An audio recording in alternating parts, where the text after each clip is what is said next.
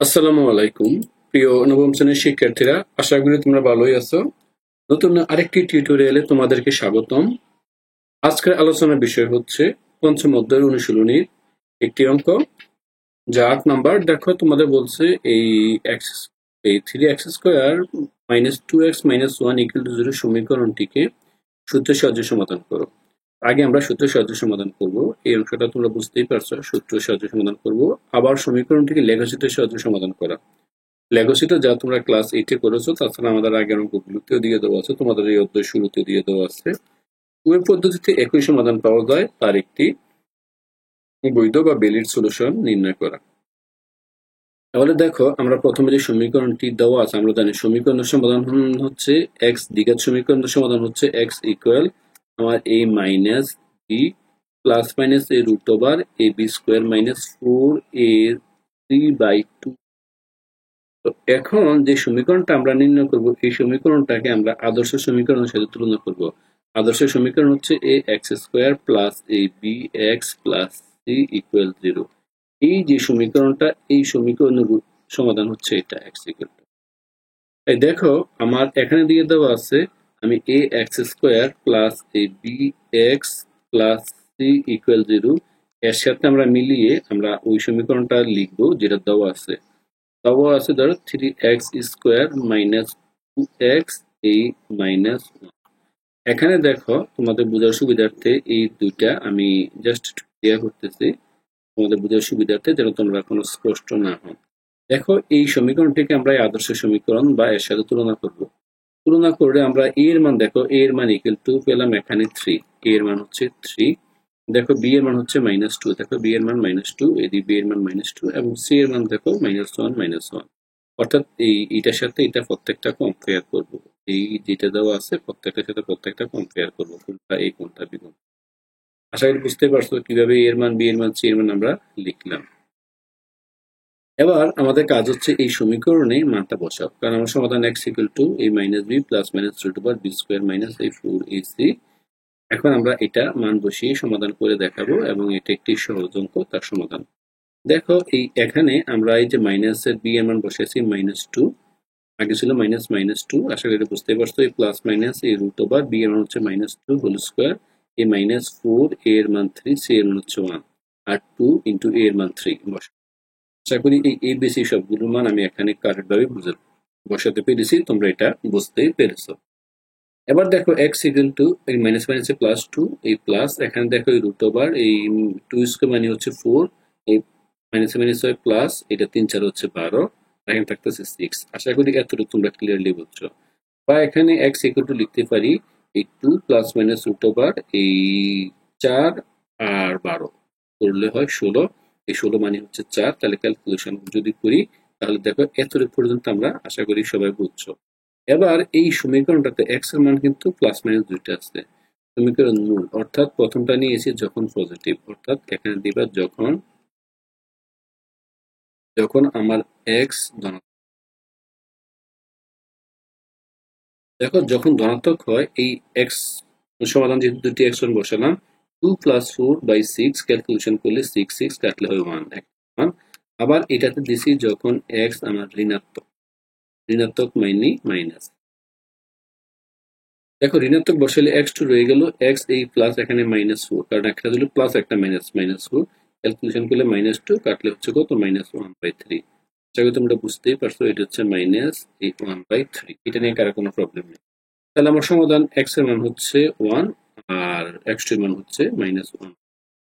তো এই নির্ণয় যে সমাধানগুলো, এখন এটা আমরা লেখচিত্রের মাধ্যমে দেখাবো, জাস্ট আমাদের মানটা একেবারে ভ্যালিড। তাহলে দেখো, আমাদের যে কাজটা করতে হবে, আমরা এর আগে আমাদের যে নিয়মে আমরা করছি, যে মূল সমীকরণটা, এই সমীকরণটাকে আমরা y ধরতে হবে। অর্থাৎ এই যে আমার যে প্রাপ্ত যে সমীকরণটা ছিল, দেখো এই আমার প্রাপ্ত সমীকরণে আমি এখানে y এর মান ধরলাম। প্রাপ্ত সমীকরণে আমার এই সমীকরণটা ছিল 3x² মাইনাস 2x মাইনাস 1। এখানে যেহেতু এটা দ্বিঘাত সমীকরণ, আমি পজিটিভ 3টি মান ধরবো, নেগেটিভ 3টি মান এবং শূন্য একটি মান, এভাবে ধরলে সবচেয়ে সুবিধা। দেখো, প্রথম আমি এখানে -2 বসালাম, x এর মান -2। দেখো x এর মান যদি -2 বসে, 2 ইন্টু এই 3 into -2 square minus 2 into -2 -1। Calculation করে দেখো 3 ইন্টু হচ্ছে 4, এটা মাইনাসে মাইনাসে প্লাস হয়ে যাবে 4 মাইনাস 1। আলটিমেট আমার 3 4 12, 12 দিয়ে 16, 16 কে 4, এটা বুঝতে। আশা করি এটা না বোঝাতে এমন কিছুই নেই, এই অংশটা তোমরা খুব সহজে বুঝছো। জাস্ট তোমরা একবার মানটা নির্ণয় করবে, চেক করবে। আমরা দেখিয়ে দিয়েছি, ধরো -8 2x - 1। এবার আমরা এই x এর মান বসাবো -1.5।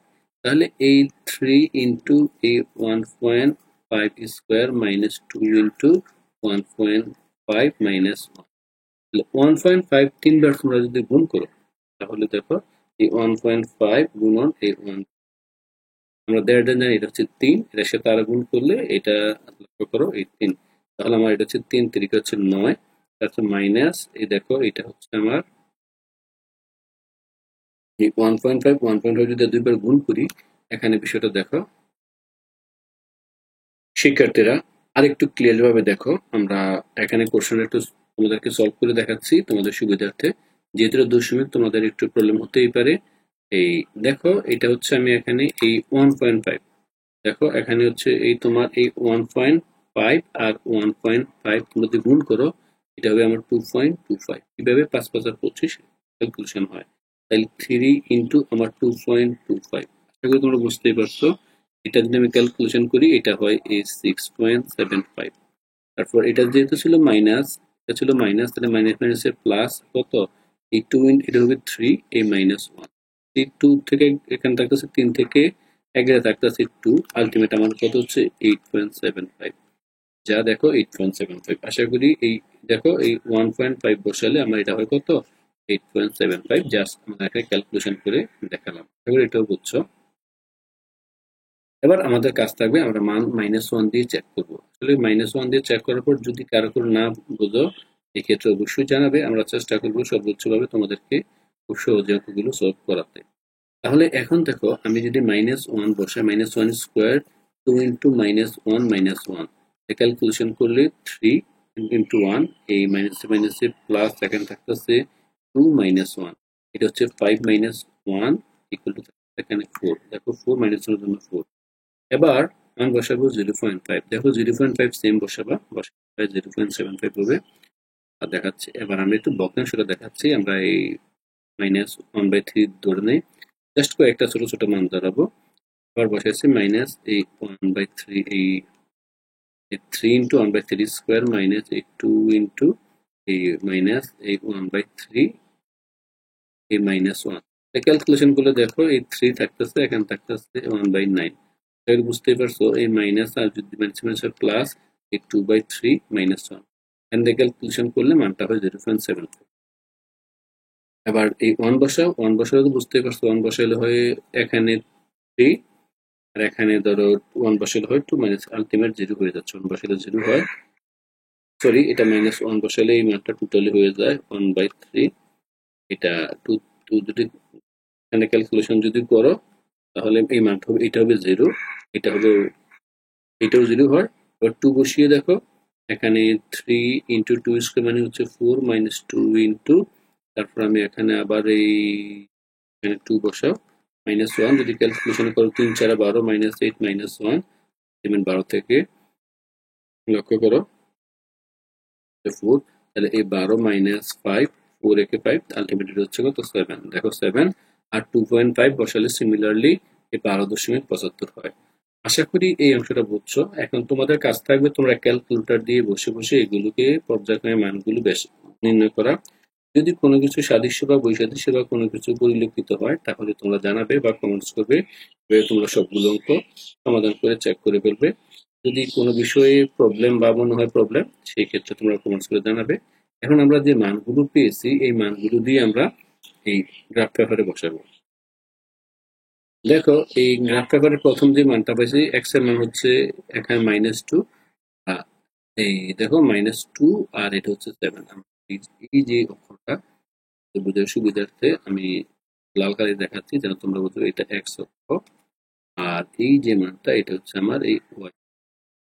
তো আমাদের বোঝার সুবিধার্থে বলছি আমার এক্স অক্ষ বরাবর 2 ক্ষুদ্রতম বর্গের দৈর্ঘ্য, আমরা এক্স ও ওয়াই অক্ষে 2 ক্ষুদ্রতম বর্গের বাহুকে আমি এক এক করে ধরছি। তো একটা মান, এই মানগুলো তোমরা বসাবে, বসানোর পর দেখো এই যে প্রত্যেকটা বিন্দু বসাবে, সিরিয়ালে বসাবে, বসানোর পর দেখবে এই এরকম একটি ইউর মধ্যে একটি কার্ভ, এই ইউর মধ্যে একটি কার্ভ, এই ইউর মধ্যে একটি কার্ভ হবে।